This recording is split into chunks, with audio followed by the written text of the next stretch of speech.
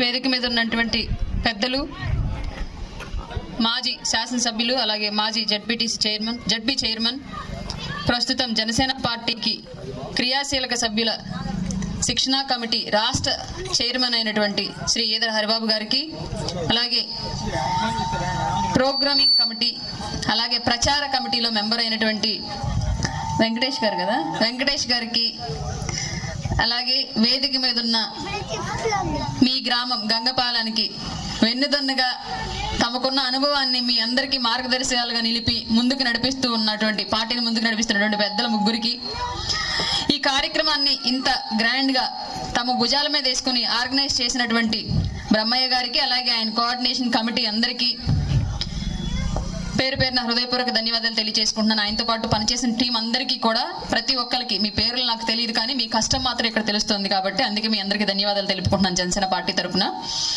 మేము ఇంత programme organise చేస్తే ఫస్ట్ మీరు రాకపోతే ఈ ప్రోగ్రామ్ సక్సెస్ అవ్వనట్లే.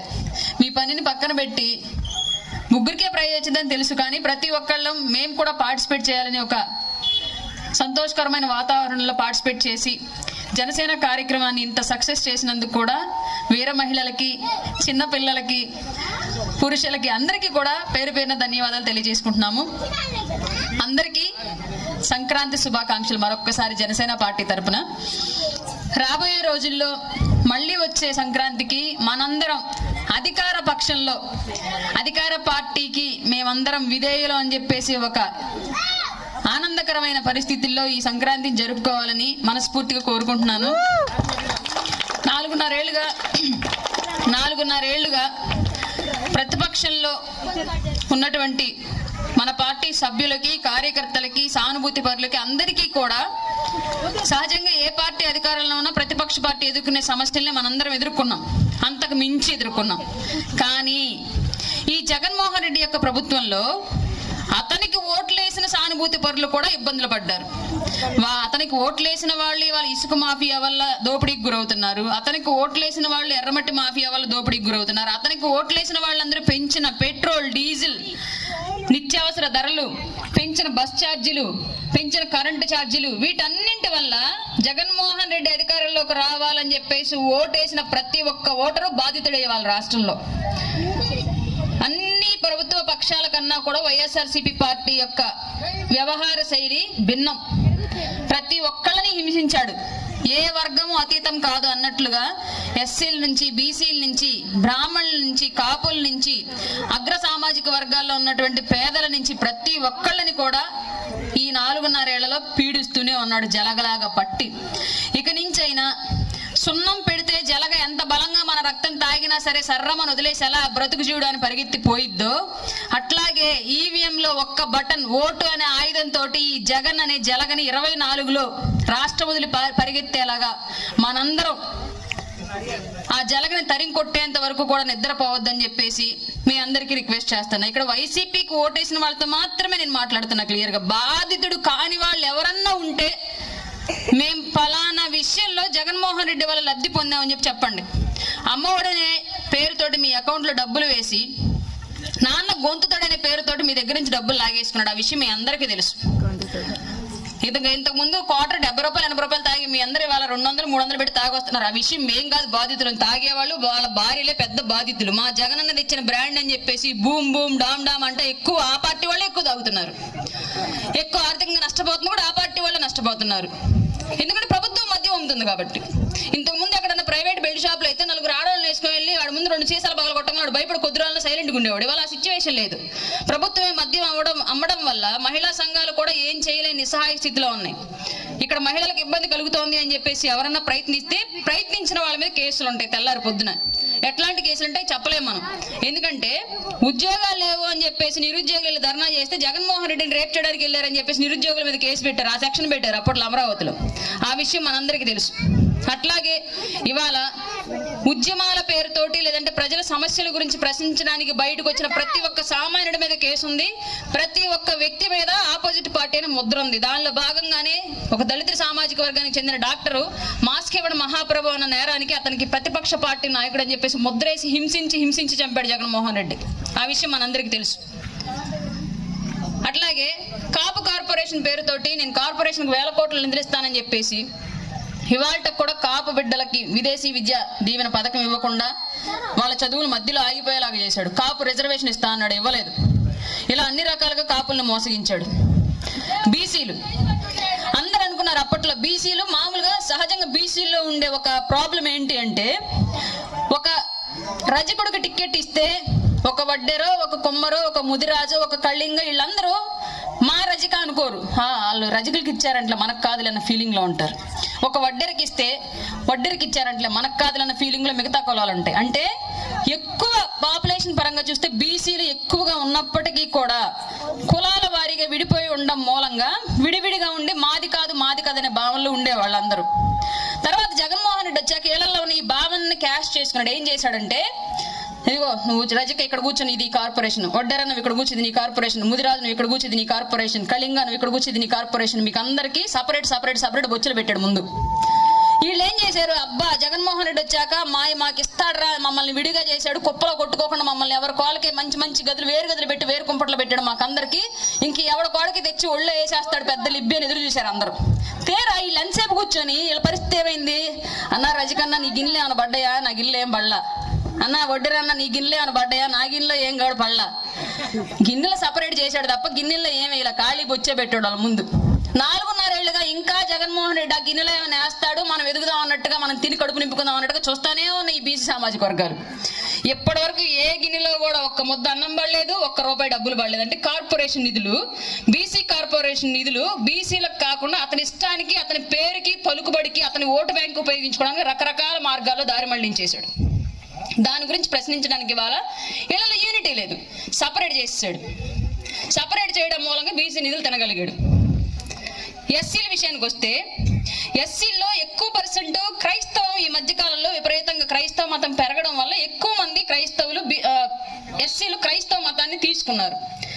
దాన్ని బేస్ చేసుకొని రాజ్యాంగాన్ని బోధించాల్సిన రాజకీయాల్లో బైబుల్ని చంకలో పెట్టుకొని ఓట్లాడడానికి వచ్చాడు దుర్మార్గుడు సైతాను జగన్మోహన్ రెడ్డి ముసుకేసుకొని వచ్చాడు. బైబుల్ని అడ్డుపెట్టి ఎస్సీలందరినీ మోసగించి ఎస్సీ కార్పొరేషన్ నిధులన్నింటినీ తినేశాడు. దాని గురించి అడగడానికి వీళ్ళకి కలియుగ యేసుప్రభు అన్న బిల్డప్ ఇచ్చాడు.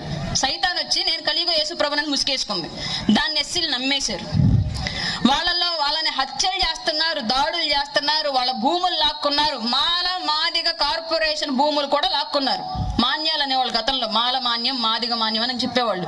ఆ భూములు కూడా ఇవాళ జగన్మోహన్ రెడ్డి లాక్కున్నాడు. అయినా వీళ్ళు అడగలేకపోతున్నారు. కారణం ఏంటంటే మతం ముసుగేసేసాడు వాళ్ళకి.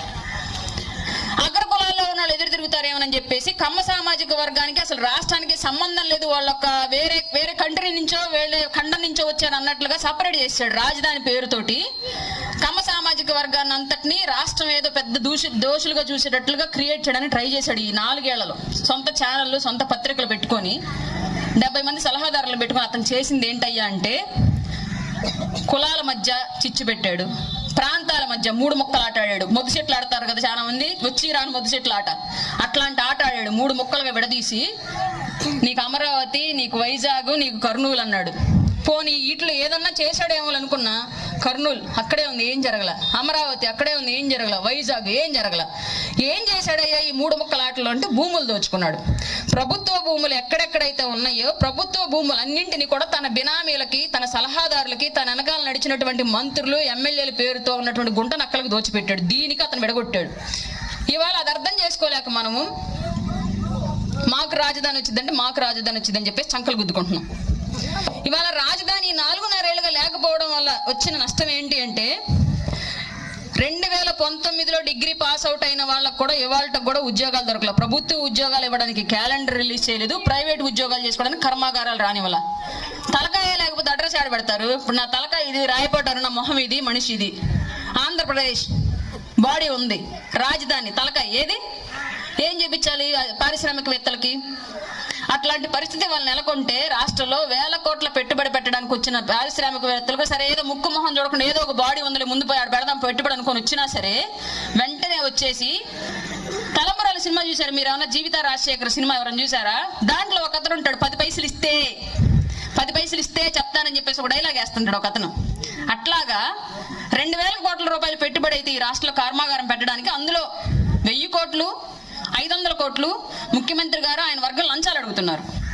తను పెట్టే పెట్టుబడికి వచ్చే ఇన్కమ్ కి పొంతన లేనప్పుడు ఏ పారిశ్రామికవేత్త అయినా రాష్ట్రంలో పరిశ్రమలు పెట్టడానికి ముందుకు వస్తాడా? పొలం మీద 10,000 పెట్టామంటే 20,000 లాభం ఆశిస్తాం. పొలం మీద 10,000 పెట్టి 5,000 జేబులోకి వస్తాయంటే ఇంకా పొలం ఎందుకు వేస్తాం ఎవరైనా మనం? అట్లాంటి పరిస్థితి వాళ్ళ రాష్ట్రంలో నెలకొంది. కాబట్టి ఎంతో మంది ఆడబిడ్డలు ఉద్యోగాలు చదివి మేము మా తల్లిదండ్రులు పోషించాలి, మా కాళ్ళమే మేము నిలబడాలని చెప్పేసి ధైర్యంగా నిలబడ్డ ఆడబిడ్డలు కూడా 4 సంవత్సరాలుగా ఎదురు చూసి తల్లిదండ్రులు ఇంకా నువ్వు జాలి ఉద్యోగం చేసింది పద పెళ్లి చేసేస్తాం, ఆడ ఉద్యోగాలు రావు పెట్టవు, మళ్ళీ మిమ్మల్ని ఆడ కాపాడాం మేము అని చెప్పేసి పెళ్లిళ్ళు చేసేస్తున్నారు. ఆడపిల్లల స్వావలంబని వాళ్ళ జగన్మోహన్ రెడ్డి అలసత్వం వల్ల కోల్పోయాం మనం. మగబిడ్డలు పెళ్లి చేస్తే ఉద్యోగం వస్తే కానీ వాళ్ళకి పెళ్లి చేయడానికి ఉండదు. పాపం ఇదొక దరిద్రం వెళ్ళదు. మనకన్నా ఇంట్లో కూర్చోబెట్టి పెట్టే విషయం కాబట్టి మనం చేసేస్తారు. వీళ్ళకి మాత్రం ఉద్యోగం వస్తేనే పెళ్లి, లేదంటే పెళ్లి లేదు. ఏంద్రా పెళ్లి అంటే ఏ ఉద్యోగం ఉందంటారు. ఏంద్రా ఉద్యోగం అంటే జగన్మోహన్ రెడ్డి అదల్లా నాకు ఇంక ఉద్యోగాలు ఏడున్నాయి. వీళ్ళు పాపం బయటకు వస్తే జనాలు అడుగుతుంది తట్టుకోలేక, ఇంట్లో ఉంటే తల్లిదండ్రులు బాధ తట్టుకోలేక చీపుగా దొరుకుతుంది రాష్ట్రంలో వాళ్ళ గంజాయి తాగి ఏ చెట్లంటో పొట్లంటో ఊరు చివరిలోనే ఎక్కడో చోట వాళ్ళ కాలకృత్యాలు వాళ్ళు తీర్చుకుంటున్నారు. అట్లాంటి సిచ్యువేషన్ వాళ్ళ రాష్ట్రంలో ఉంటే ఇంకా మనం వైసీపీ జెండా పట్టుకున్నామంటే అప్పట్లో స్వాతంత్రం కోసం బ్రిటిష్ వాళ్ళని ఎట్లా తరిమి కొట్టారో మన పూర్వీకులు స్వాతంత్ర సమర యోధులు, ఇవాళ వైసీపీ జెండా పట్టుకునే వాళ్ళు మిమ్మల్ని తరిమి కొట్టాల్సిన అవసరం మాకు వచ్చేలా ఉంది. ప్రతి ఒక్కళ్ళు గుర్తుంచుకోండి. మీరు చేస్తున్న ద్రోహం మీ ఇంటికే, మీరు పట్టిన జెండా మీ కుటుంబ నాశనానికే గుర్తుపెట్టుకోండి. వైసీపీ జెండా పట్టిన ప్రతి ఒక్కళ్ళు మీ తర్వాత తరాన్ని నాశనం చేస్తారట ఈ రాష్ట్రంలో. ప్రతి ఒక్కళ్ళు గుర్తుపెట్టుకోండి. అసలు ఆలోచించండి. రాష్ట్రానికి ఆదాయం లేదు, మీ ఇంట్లోకి రాబడి లేదు, పథకాలు పెడితే మీ అకౌంట్లో డబ్బులు వేస్తున్నాడు. ఎక్కడి నుంచి తెచ్చేస్తున్నాడు? ముద్రను గుద్దుతున్నాడు, ప్రింటింగ్ లేదు కదా. మన రాష్ట్రంలో స్కూళ్ళు అమ్ముతున్నాడు, బస్ స్టాండ్లు అమ్ముతున్నాడు, పోర్టులు అమ్ముతున్నాడు, మన తలకాయలను తాకట్టు పెట్టి లక్షల కోట్ల అప్పు తీసుకొస్తున్నాడు. ఇవన్నీ ఎవరు తీర్చాలి? 2019లో కట్ట 74 బియ్యం, మొలకొలుపుల బియ్యం 900 మహా అయితే 1000 రూపాయలు లోపే కొన్నాం ఎవరైనా సరే.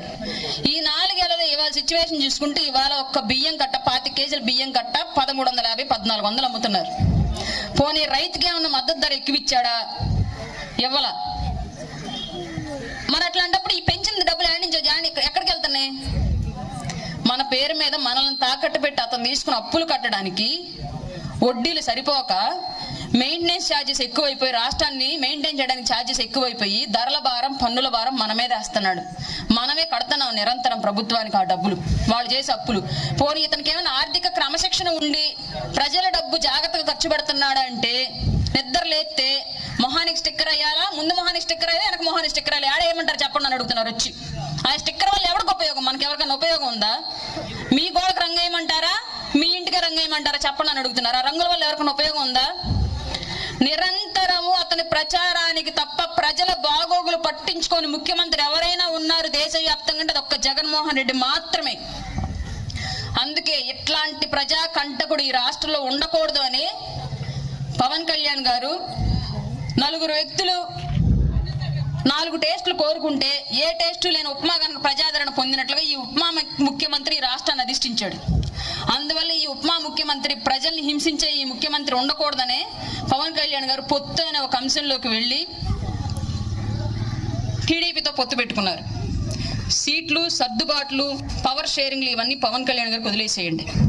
మన భవిష్యత్తు కోసం ఒక వ్యక్తి నిస్వార్థంగా నిలబడ్డాడు కాబట్టి అతను చెప్పిన దారిలో, అతను అడుగుల్లో అడుగేసుకుంటూ అతను చెప్పినట్లుగా 2024 ఎలక్షన్ వరకు నడిచి ఆ వ్యక్తి నిర్ణయం ప్రకారం ఉమ్మడి ప్రభుత్వాన్ని అధికారంలోకి తీసుకొద్దాం. రాబోయేది 24లో ఖచ్చితంగా గుర్తుపెట్టుకోండి అందరూ, జనసేన టీడీపీ ఉమ్మడి ప్రభుత్వమే వస్తుంది. వైసీపీ రాష్ట్రంలో కనీసం ప్రతిపక్ష పాత్ర పోషించే పరిస్థితుల్లో